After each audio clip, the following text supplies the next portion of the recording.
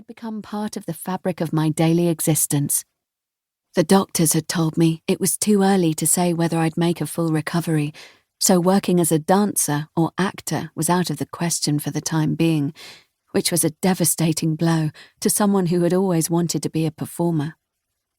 I didn't like being labelled a victim and wasn't about to wallow in self-pity. I kept reminding myself that life goes on. Scarlett Saunders was made of strong stuff. I'd inherited a large measure of grit and determination. Much as my mum and sisters wanted me to forget CJ ever existed, that was never going to happen. I had too many unanswered questions floating around in my head to close the door on that chapter. He had a lot to answer for. He'd flattened my dreams and left me with harrowing memories of the night that changed my life. As a fresh wave of pain washed over me, I gritted my teeth and vowed to track down the man who broke my heart so that I could hear his side of the story. An explanation was the very least he owed me. But there was a feeling in the pit of my stomach that maybe I should leave well alone. Chapter 2. Mia. "Good morning, ladies," Rio said when he stepped into the garden office Mum, Kelsey and I shared. "Good morning," we replied in unison.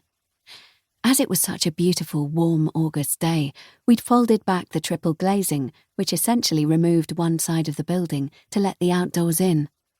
The flagstone path gave way to an expanse of striped lawns and wraparound flower beds that were a riot of colour. If I craned my neck from where I was sitting, I could just about see the tiniest tease of turquoise water. The outdoor pool was calling me, but it would have to wait until I finished work.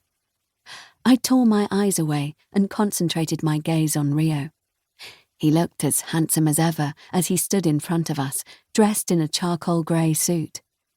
I couldn't help thinking he must be roasting as the temperature was in the low 20s already, and it was set to be another scorcher. If he was hot and bothered, it didn't show. My dad's right-hand man was as cool, calm and collected as ever. "Morning all," Jack said as he breezed into the office. "What's on the agenda today?"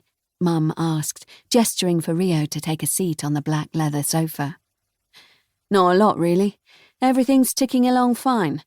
But Larry's been in touch. He's having trouble with a young guy who bought an Aston Martin off him a few months back," Rio replied. "What kind of trouble?" Mum asked, straightening her posture before she put her elbows on the edge of the desk and interlaced her slender fingers. "The usual. The guy's overstretched himself. It happens all the time, especially with young lads. They want to look flash, but they haven't got the readies to back themselves up. Larry said the bloke made the first payment and then stopped bothering. He owes the best part of 30 grand. "What does he want us to do? Buy the debt?" I asked, already thinking the most we could offer Larry would be half, so even with his markup, he would be well out of pocket if he went down that route. "Not in the first instance. He wants us to pay the guy a visit and put the frighteners on him. It's the cheapest option all round." Rio looked over at Mum to gauge her reaction. "Darius and I will be happy to provide the muscle." Since Kelsey had fired Todd Evans, we were a man down on the team, but Rio's 18-year-old nephew, Darius, had stepped up to the mark and filled the vacancy. Despite his young age, he was doing a brilliant job. "Thanks, Rio, much appreciated," Mum smiled. "One of you ladies should attend as well. The guy needs to be in no doubt who's giving the orders." Overprotective, as always, Jack looked up from his keyboard. He'd been keeping his head down since he'd come in, but I could tell by the look on his face he was about to get involved in the conversation. That was the downside of having him share our office space. He knew exactly what was going on.